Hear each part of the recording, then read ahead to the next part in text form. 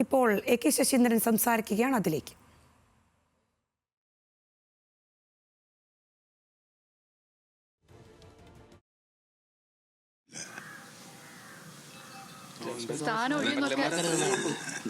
അല്ല, ആകാൻ പോകുന്ന ആളെ കുറിച്ചുള്ള അദ്ദേഹത്തിന്റെ അഭിപ്രായം നടത്തിയത്.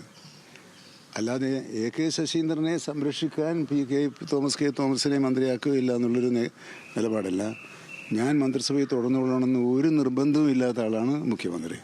അല്ല, മറ്റൊന്ന് മിനിസ്റ്ററെ, ഈ ഒരാൾ നന്നായി പ്രവർത്തിക്കുന്ന ഒരാള് അയാളെ മാറ്റണം എന്താണ്? അല്ല, അത് അവർക്ക് അഭിപ്രായം പറയാലോ. ആർക്കും ഒരു മന്ത്രിയുടെ പ്രവർത്തനത്തെക്കുറിച്ച് മുഖ്യമന്ത്രിക്ക് അഭിപ്രായം പറയാം, പാർട്ടിക്ക് അഭിപ്രായം പറയാം, പൊതുസമൂഹത്തിൻ്റെ അഭിപ്രായം പറയാം. പക്ഷേ അദ്ദേഹത്തിന് എന്നെ സംരക്ഷിക്കണമെന്നൊരു വാശിയുടെ പുറത്താണ് എന്ന നിലക്കുള്ളൊരു പ്രചരണം വളരെ പതുക്കെ കടന്നു വരുന്നത് കൊണ്ടാണ്. അങ്ങനൊരു വാശിയും ഒരു നിർബന്ധവും അദ്ദേഹത്തിനില്ല. അദ്ദേഹത്തിന് മന്ത്രി മാറ്റം സംബന്ധിച്ച് NCP ഉദ്ദേശിക്കുന്ന വ്യക്തിയെക്കുറിച്ച് അദ്ദേഹത്തിന് ചില അഭിപ്രായ വ്യത്യാസങ്ങളുണ്ട്, റിസർവേഷൻസ് ഉണ്ട്. അങ്ങനെ റിസർവേഷനുള്ളൊരു വ്യക്തിയെ മുഖ്യമന്ത്രിയുടെ മന്ത്രിസഭയിൽ ഒരാളുടെ മന്ത്രിസഭയിൽ അടിച്ചേൽപ്പിക്കുന്നത് സാധിക്കില്ല. അതാണ് യാഥാർത്ഥ്യം.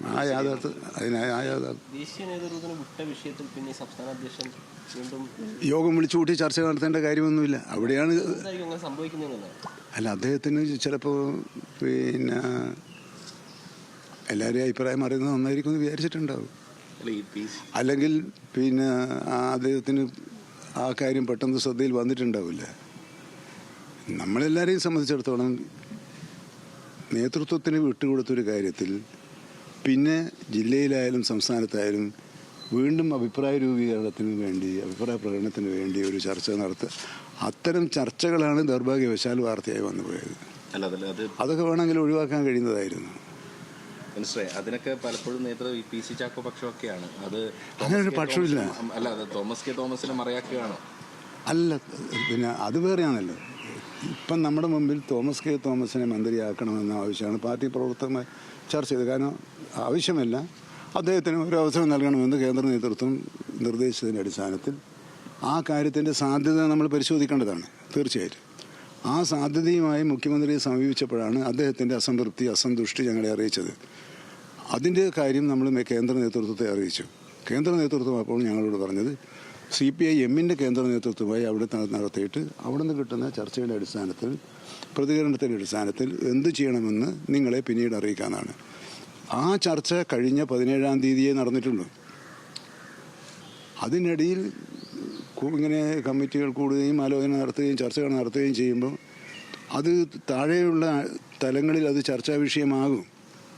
അത്തരമൊരു ചർച്ച ഒഴിവാക്കുന്നതായിരുന്നു നല്ലത് എന്നുള്ളൊരു അഭിപ്രായമുള്ളൂ. അത് തെറ്റാന്നൊന്നും ഞാൻ പറയില്ല. കാരണം അദ്ദേഹം കരുതി കാണുന്ന പാർട്ടി അണികളുടെ കഴിയുന്നത്ര അണികളെ അറിയിച്ചുകൊണ്ടുള്ളൊരു ചർച്ചയായിരിക്കും നല്ലത് എന്ന എന്തെല്ലാം കാഴ്ചപ്പാടുകളല്ലോ സംഘടനാ പ്രവർത്തനത്തിൽ ഓരോരുത്തരുടെയും കാഴ്ചപ്പാടിനെടുത്ത് വെച്ചത്. പക്ഷേ അത് ഒഴിവാക്കാമായിരുന്നു എന്നുള്ളൊരു അഭിപ്രായം എനിക്കുണ്ട്.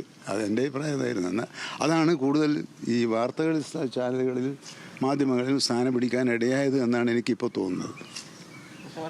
വന്യജീവി സംഘർഷത്തിൽ പരിക്കേൽക്കുന്നവർക്ക് നഷ്ടപരിഹാരം നൽകുന്നതിന് കാലതാമസം വരുന്നുണ്ടോ? ബത്തേരി രാജു എന്ന് പറഞ്ഞൊരു വ്യക്തി അല്ല, അത് ദയവായി മാധ്യമങ്ങളിൽ ഈ വനം വകുപ്പ് നിങ്ങളുടെ എല്ലാവരുടെയും ഒരു ശത്രുവാണെന്നുള്ള നിലക്ക് ഞങ്ങൾ കാണുന്നത്. എന്താണ് നഷ്ടപരിഹാരം കൊടുക്കുന്നതിനുള്ള മാനദണ്ഡം? 10 ലക്ഷം രൂപയാണ് നമ്മൾ കൊടുക്കുന്നത്. ആ തുക പൂർണ്ണമായും ഒരാൾക്ക് കൊടുക്കാൻ ഒക്കില്ല. എന്തുകൊണ്ടെന്ന് പറഞ്ഞാൽ പിന്നീടാണ് പിന്തുടർച്ചാവകാശം സംബന്ധിച്ച തർക്കം. അവകാശം ഇപ്പോൾ എ കെ ശശീന്ദ്രൻ മാധ്യമങ്ങളോട് പ്രതികരിക്കുകയായിരുന്നു. മന്ത്രിമാറ്റത്തിൽ സാധ്യത പരിശോധിച്ചിരുന്നെങ്കിലും നേതൃത്വം തീരുമാനിച്ച കാര്യമാണ്. ഈ ചർച്ചകളൊക്കെ ദൗർഭാഗ്യകരമാണെന്നാണ് എ കെ ശശീന്ദ്രൻ പറഞ്ഞു വെക്കുന്നത്.